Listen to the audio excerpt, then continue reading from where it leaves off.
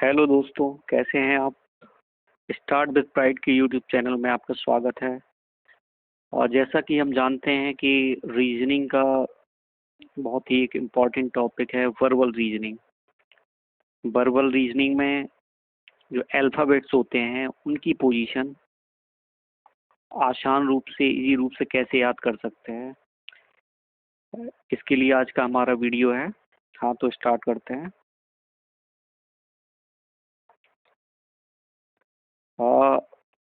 English में 26 alphabets होते हैं।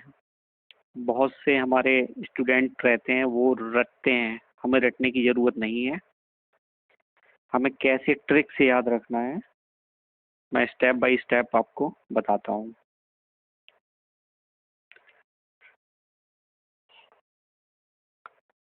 सबसे पहले आता है ABCD। सिंपली ABCD को याद रखना है 1 2 3 4। ये तो चूंकि शुरू का है तो जल्दी याद हो जाएगा, इसमें कोई याद करने की ज़रूरत नहीं है। ABCD मतलब 1 2 3 4। उसके बाद E और F अभी मैं बता रहा हूँ। उसके बाद आता है G। देखिए जी को, देखिए जी को जब हम लिखते हैं तो इसका शेप जो होता है, इसका शेप होता है कुछ ऐसे। ये इसमें हमें ध्यान देना है कि जी का शेप और 7 के शेप को ध्यान देना है। हमें शेप पर फोकस करना है। आप ये वाला पोर्शन देखिए इसका, जी का। इसमें ये देखिए लाइन आई है जी की 7 की तरह दिख रही है, इसलिए इसको ऐसे याद रखना है। ये जो शेप दिख रहा है वो 7 की तरह लग रहा है, इसका मतलब जी की पोजीशन 7 है। जब हम क्यू लिखते हैं, क्यू का भी कुछ सिमिलर ही होता है।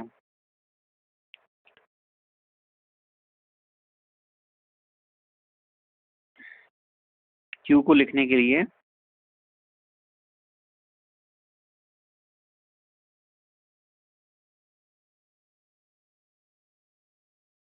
ये देखिए, जब हम क्यू को ड्रॉ करेंगे तो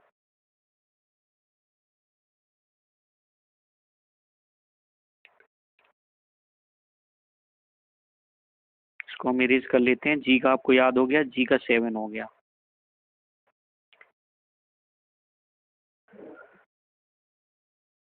उसके बाद देखिए, इसको हम मिटा देते हैं।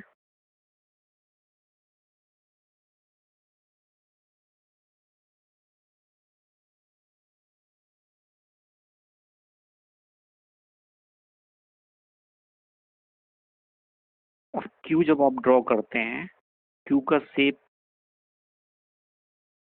बहुत से लोग ऐसे ड्रॉ करते हैं, मैं तो ऐसे ही ड्रॉ करता हूँ। तो आप ये याद रखिए, इसमें आपको याद रखना है इसका ये वाला पोर्शन। ये यहाँ पे देखिए, ये जो शेप बन रहा है यहाँ पे, इस शेप पे हाईलाइट हुई है। मैं कलर चेंज कर देता हूँ, इस वाले शेप पे हाईलाइट हुई है। ये 7 की तरह आपने ड्रॉ किया, यानी क्यू का। अब चूंकि जी का पोजीशन 7 हो चुका है पहले, तो अब क्यू का 7 तो हो नहीं सकता है। तो 7 से आगे जो होता है जिसमें 7 आता हो वो 17 होता है। इसका मतलब ये है कि क्यू का पोजीशन हो गया 17, जी का हो गया 7 और क्यू का हो गया 17। जी का भी मैंने बताया, इसको भी देखिए, ये यहाँ पे शेप बन रहा है।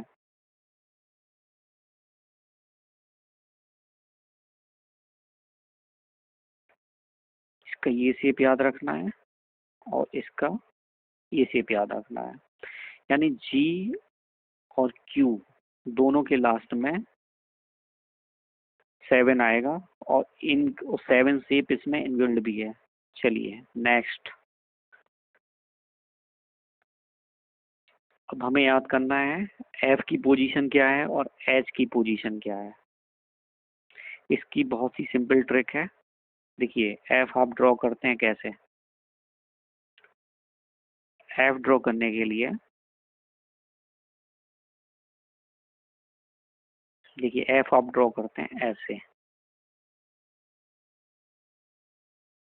ऐसे आप एफ ड्रॉ करते हैं। आपको कुछ नहीं करना है, आपको नीचे से इस शेप को डॉटेड डॉटेड डॉटेड करते हुए ऐसे ऐसे मिलाना है इसको, डॉटेड डॉटेड करते हुए ऐसे मिलाना है। तो आप यहाँ देखेंगे ये जो शेप जो शो होगा वो 6 की तरह शो होने लग जाएगा, यानी एफ की पोजीशन है 6। ज्यादा दिमाग नहीं लगाना है, एफ 6 की तरह दिखता है। इसको यदि हम नीचे वाले पोर्शन को छोटा सा जोड़ दें यहाँ पे तो ये 6 की तरह दिखता है, यानी एफ की पोजीशन हो गई 6।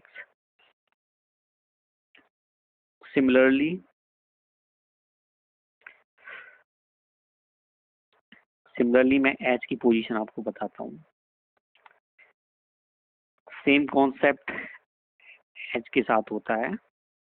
एच हम लोग देखिए एच कैसे ड्रॉ हो रहा है, एच को हम लोग ड्रॉ करते हैं ऐसे, ये। अब एच का ऊपर वाले पोर्शन को डॉटेड डॉटेड यहाँ से ऐसे मिला देते हैं और नीचे से ही मिला देते हैं,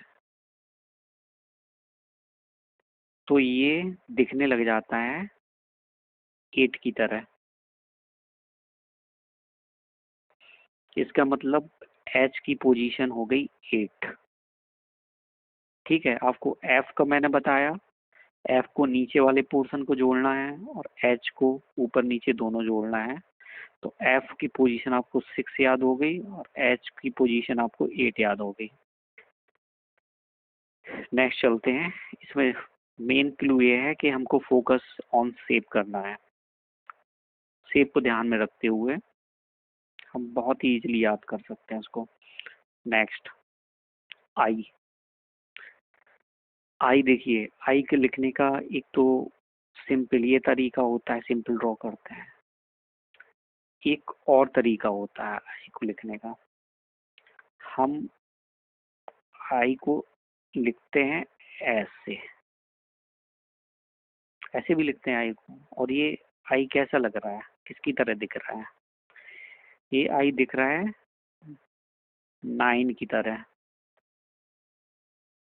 9 की तरह दिख रहा है। इसका मतलब आई की पोजीशन 9 हो गई।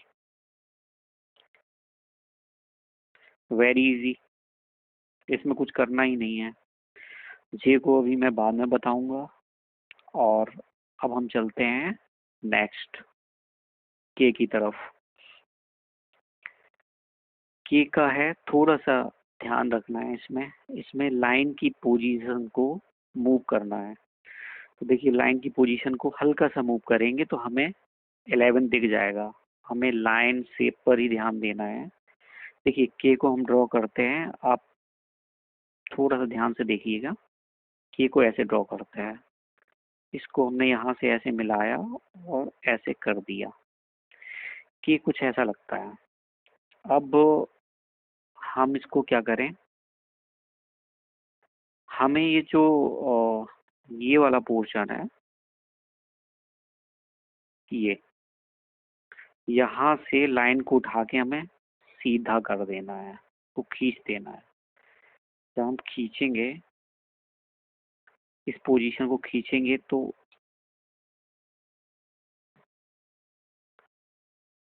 ये आ जाएगा ऐसे, ठीक है। और ये बीच वाली पोजीशन कुछ कुछ ऐसे हो जाएगी। हाँ, ऐसे हो जाएगी। फिर तीसरे स्टेप में हमें क्या करना है, इसको दोनों को सीधा खड़ा कर देना है, ठीक है। यानी हमने क्या किया, इसकी जो सबसे पहले जो पोजीशन थी यहाँ पे, इसको जो है थोड़ा सा हमने मूव किया, यहाँ पे थोड़ा सा मूव किया इसको और यहाँ पर ले आए। और फिर यहाँ से जब सेकंड वाली लाइन है, इसको पूरी तरह ये खड़ा कर दिया और 11 की तरह ये दिख रहा है। इसका मतलब के की पोजीशन हो गई 11। चलिए, आपको याद हो गया, के भी आपको याद हो गया। आपको नेक्स्ट ले चलते हैं एल। एल और वी दोनों एक साथ याद हो जाएंगे आपको। सबसे पहले एल। देखिए, एल जब आप बनाते हैं तो इनमें लाइन का ध्यान रखना है। एल कितनी लाइनों से मिलके बनता है? एक, दो। दो कहाँ कहाँ आता है? एक तो बी में दो आता है, टू आता है। एल में टू आता है, और वी, वैन वाला वी, उसमें टू आता है। यहाँ एल है,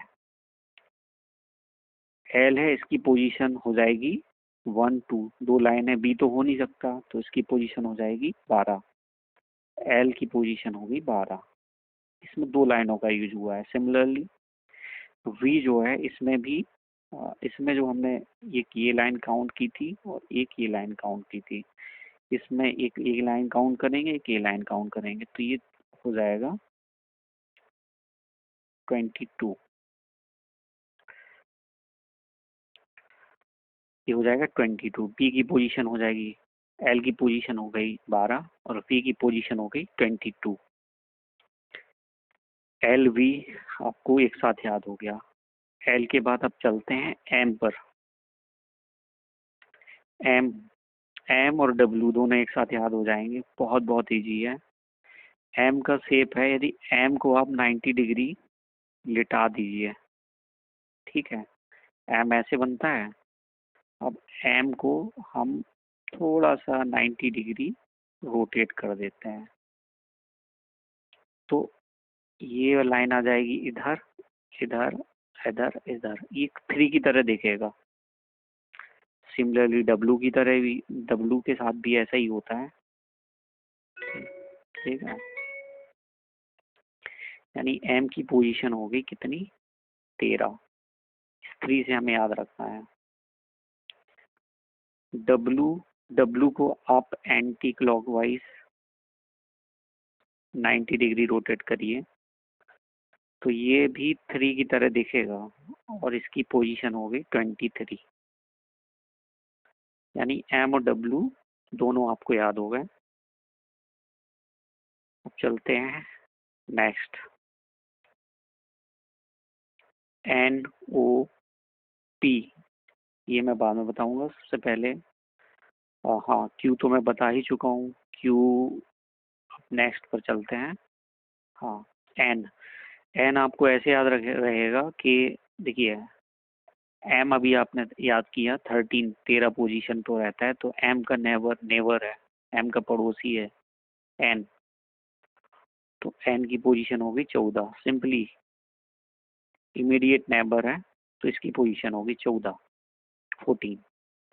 इसमें कुछ दिमाग नहीं लगाना है। जब आपको एम याद हो जाएगा तो एन भी याद हो जाएगा। नेक्स्ट आर, बीच वाले अभी एन ओ पी मैं बाद में बताऊंगा। हाँ, क्यू कवर हो गया है, जी के साथ क्यू कवर हो गया है। जी और क्यू दोनों में 7 और 17 है। देखिए आर, आर जो होता है, आर लुक्स लाइक 8। जैसे अभी हमने पहले देखा कि एच को हमने ऊपर नीचे, अभी हमें पहले वाले उसमें देखा है कि एच को हमने ऐसे जोड़ा था और नीचे से ऐसे जोड़ा था, तो 8 की तरह दिख रहा था हमको, ऐसे 8 की तरह दिख रहा था। उसी तरह आर होता है। आर को हम ऐसे ड्रॉ करते हैं, ऐसे, ऐसे और ऐसे। अब आर में यदि नीचे वाले पोर्शन को हम कुछ ऐसे जोड़ दें, डॉटेड डॉटेड डॉटेड, और इसको हल्का सा कॉर्ड करें, तो ये जो है ऊपर नीचे दो गोले बन रहे हैं, और ये 8 की तरह ये भी दिखेगा, है ना। तो इसकी पोजीशन हो गई 18। इसकी पोजीशन होगी 18। आर की पोजीशन 18 हो गई, क्योंकि यहाँ पर आर जो है वो 8 की तरह दिखता है। नेक्स्ट एस, एस के साथ भी ऐसा ही है, जैसा कि हमने सीखा था कि आई जो है वो 9 की तरह दिखता है। पिछली स्लाइड में हमने देखा था कि आई जो है वो 9 की तरह दिखता है, ऐसे किया था, ये 9 की तरह दिखता था, तो हमने इसको सीधे 9 पोजीशन कर दिया। सिमिलरली यहाँ भी होता है, इसमें एस में ड्रॉ करेंगे, एस को ऊपर की तरफ ड्रॉ करेंगे, तो हम देखेंगे कि ये जो है, देखिए एस बनता है एस से, ठीक है। अब इस वाले पोर्शन को हल्का सा ऊपर से ऐसे ऐसे ऐसे ऐसे जोड़ दें, ठीक है। तो इसका शेप लगने लग जाएगा कैसे, 9 की तरह। 9 की तरह इसका शेप लगने लग जाएगा, इसका मतलब कि आई की पोजीशन 9 हो चुकी है, अब एस की पोजीशन हो जाएगी 19। एस भी आपको याद हो गया है, एस की पोजीशन होगी 19। चलिए नेक्स्ट चलते हैं। 20 बहुत इजी है, टी से 20 होता है, यानी टी की पोजीशन होगी 20। इसमें कुछ याद ही नहीं रखना है, 20 20 टी टी 20, टी से 20 होता है, और टी से 20 होता है, इसलिए टी की पोजीशन 20 होती है। That is very simple. Next याद रखेंगे एक्स। देखिए हम यू अभी बाद में बताते हैं, तो वी हम एल के साथ याद कर चुके हैं, तो वी में 2 लाइनें होती हैं, वहाँ उधर एल में भी 2 लाइनें होती हैं। डब्लू हमारा याद हो चुका है, एम 3 की तरह दिखता है, डब्लू भी 3 की तरह दिखता है, एम की पोजीशन 13 है, डब्लू की पोजीशन 23 है। अब हम आते हैं एक्स पर। एक्स में देखिए, जब हम एक्स को ड्रॉ करते हैं तो कुछ ऐसे ड्रॉ होता है एक्स, एक्स ऐसे ड्रॉ होता है। इसमें कितनी लाइन के टुकड़े हैं, सेगमेंट ऑफ लाइंस हैं। पहला टुकड़ा ये 1, दूसरा टुकड़ा ये second segment, third and fourth. तो इसमें 4 लाइनों के टुकड़े जुड़े हुए हैं, यानी कि 4, इसमें 4 आ रहा है। 4 से आपको याद रखना है 24, ये इसका क्लू है। यानी एक्स भी आपको याद हो गया, एक्स लुक्स लाइक, मतलब एक्स जो सबसे करीब हमें जो हमने शेप से पता किया, 4 लाइन यहाँ पे हैं, यानी कि एक्स की पोजीशन होगी 24। नेक्स्ट अभी जो हमने छोड़े थे, टी को यहाँ टी को कवर किया था पहले, ठीक है। टी के अलावा बाकी कुछ हमने कवर नहीं किया है, तो हम बता देते हैं बाकी की पोजीशन। ये पूरा 5 का टेबल है, EJOTY, एजोटी, एजोटी, ये 5 का टेबल है। तो 5 का टेबल हमें याद करना है, 5 10 15 20 इधर हो गया, इसके बाद 20 इधर आ गया, और ये 25। टी को हम कवर कर चुके हैं, टी फॉर 20 होता है। और एजोटी, EJOTY को जब हम याद रखते हैं तो इसमें भी 20 आ जाता है। ठीक है, 2 तरीके पता चलते हैं। तो 5 10 15 20 और 25 आपको यहाँ पे याद हो गया। अब लास्ट बचता है जेड, और जेड की पोजीशन देखते हैं। इजोटी, ये तो आपको याद हो गया होगा, इजोटी 5 यहाँ पे एक ही साथ याद होगा, EJOTY। और सबसे शुरू में हमने ABCD याद रखा था 1 2 3 4, और यहाँ पे एक साथ याद रखेंगे EJOTY, एजोटी। बाकी चीजें आपने शेप की वजह, शेप से शेप वाली ट्रिक से याद कर ली है। और देखिए आगे बचा हुआ है यू बचा हुआ है। तो टी आपको याद है, टी की पोजीशन होती है 20, टी की पोजीशन 20 होती है। तो इसीलिए टी का इमीडिएट नेबर है यू। तो यू की पोजीशन हो गई 21, टी यू। टी के तुरंत बाद यू आता है इस तरह। और जेड बचा हुआ है, जेड लास्ट है क्योंकि चूंकि 26 अल्फाबेट्स होते हैं, जेड लास्ट है। तो जेड की पोजीशन हर किसी को याद रहती है, 26 ही होती है। ठीक है, ठीक है। आज का वीडियो यही समाप्त होता है। नेक्स्ट वीडियो में मैं आपको बताऊंगा कि ऑपोजिट ऑफ अल्फाबेट कैसे याद रखते हैं, बहुत ही शॉर्ट ट्रिक से। तब तक के लिए थैंक यू।